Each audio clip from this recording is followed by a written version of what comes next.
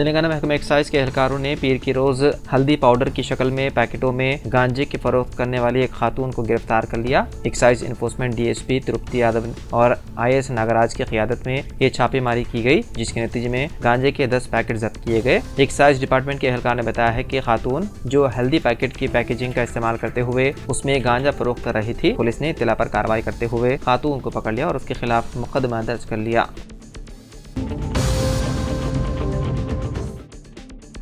तेलंगाना के जिले आदिलाबाद में पेश आए खौफनाक सड़क हादसे में 6 अफराद शदीद जख्मी हो गए। यह हादसा जिले के निराड़ी गोंडा मंडल के रोलमाड़ा गांव के करीब उस वक्त पेश आया जब कार का टायर फट पड़ा और कार बेकाबू होकर पुल पर से गिर पड़ी। इस हादसे में 6 अफराद जख्मी हो गए। इतला मिलते ही मुकामी पुलिस मौके पर पहुंची, जिसने मुकामी अफराद की मदद से जख्मियों को इलाज के लिए अस्पताल मुंतकिल किया। पुलिस ने इस सिलसिले में मुकदमा दर्ज करते हुए तहकीकात शुरू कर दी। जख्मियों से कुछ की हालत नाजुक बताई गई है। खलीज बंगाल में बना कम दबाव वाला इलाका अब डिप्रेशन में तब्दील हो चुका है। इस वजह से आने वाले 3 दिनों में ओडिशा में भारी बारिश होने का इम्कान है। डिप्रेशन कलंगपट्टम यानी कि आंध्र प्रदेश से तकरीबन 170 किलोमीटर, गोपालपुर ओडिशा से 210 किलोमीटर और जुनूबी दीघा यानी कि मगरबी बंगाल से 370 किलोमीटर की दूरी पर है।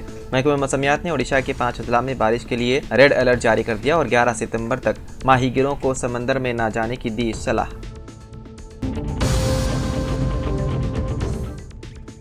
पटना में बीजेपी के साबिक डिवीजनल सदर का दिन दहाड़े गोली मारकर कर दिया गया कत्ल। तफसीलात के मुताबिक बिहार के दारुल हुकूमत पटना में पीर की सुबह एक खौफनाक वाक़े में बेखौफ जराम पेशा नासिर ने बीजेपी के साबिक डिवीजनल सदर मुन्ना शर्मा का गोली मारकर कत्ल कर दिया। बताया जाता है कि मुलजिमीन मुन्ना शर्मा के साथ लूटपाट करना चाहते थे, लेकिन मुखालिफत करने की वजह से उन्हें गोली मार दी गई। पुलिस ने कत्ल का मामला दर्ज करते हुए तहकीकात का कर दिया आगाज़। सीनियर आईपीएस ऑफिसर सीवी आनंद ने पीर 9 सितंबर को हैदराबाद कमिश्नर ऑफ पुलिस का चार्ज संभाल लिया। चार्ज संभालने के बाद कमिश्नर ने कहा कि विनायक चतुर्थी और मिलादुन्नबी सल्लल्लाहु अलैहि वसल्लम के जुलूस को पुरअमन तरीके से अंजाम देने के लिए इक़दाम किए जाएंगे। और उन्हें के श्रीनिवास रेड्डी की जगह ली, जिन्हें director general vigilance and enforcement के साथ साथ साबिक़ principal secretary general administration department के तौर पर तैनात किया गया है।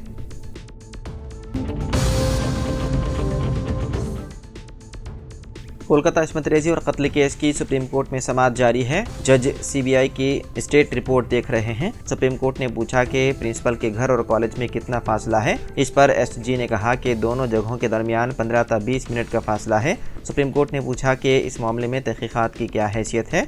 सीबीआई ने इस मामले की जाँच की स्टेट रिपोर्ट सीलबंद लिफाफे में अदालत में पेश की। इस मामले में वकील कपिल सिब्बल ने कहा कि डॉक्टरों की हड़ताल की वजह से 23 लोगों की मौत हुई है।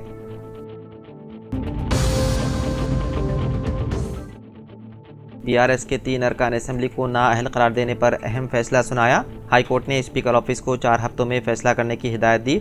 अगर उस वक्त तक फैसला नहीं लिया गया तो उसकी जांच सोमोटो केस के तौर पर की जाएगी। पार्टी बदलने वाले एमएलएस को नाअहल करार देने के लिए हाई कोर्ट में कई अर्जियां दायर की गई है। बीआरएस और बीजेपी लीडरों ने ये अर्जियां दायर की है।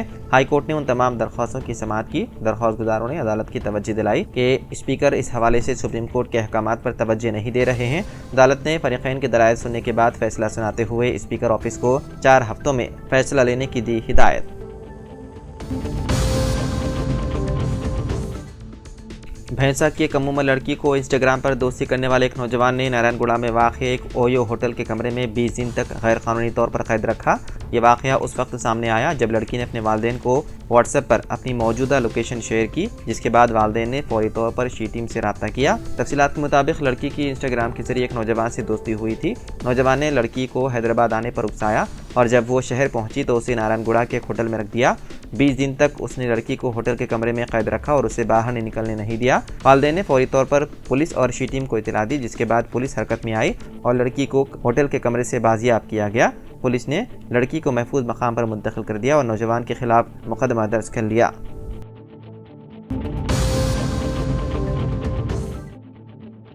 विजय Kumar IPS additional director general का तबादला करते हुए उन्हें anti corruption bureau director general मुकर्रर किया गया। तेलंगाना हुकूमत ने अचानक चंद आईपीएस अहदेदारों के तबादले करने के अहकाम जारी किए।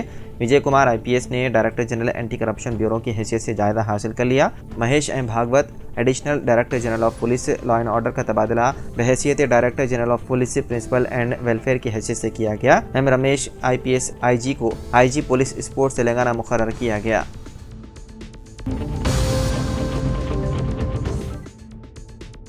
मुसलमानों को मुख्तलिफ महाजों पर मुख्तलिफ चैलेंजेस से निपटने के लिए हर एक शोबे हयात बिलखुसूस बैंकिंग और इंश्योरेंस सेक्टर में खुद को मुस्तहकम करने की ज़रूरत है।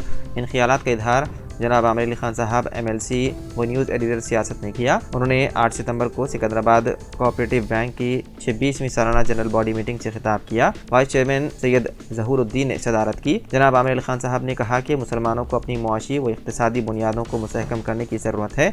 माइक्रो फाइनेंस पर खुसूसी तवज्जो और मुस्लिम इंतज़ामिया के ज़ेर इंतज़ाम बैंकों के इस्तेहकाम की ज़रूरत पर जोर देते हुए उन्होंने कहा कि बैंकिंग से मुतालिक बाज़ उमूर पर इस्लामी तालीमात और बैंकिंग उसूलों की रोशनी में कौम को इख्तिलाफात की यकसोई करनी चाहिए। नामजद करदा MLC ने कहा कि हर एक दहाई के बाद मिल्लत की मुआशी हालत किसी न किसी वजह से मुतासिर होती है, कभी फसादात की वजह से तो कभी नागहानी आफात की वजह से। इन हालात से निपटने के लिए इंश्योरेंस लाजमी है।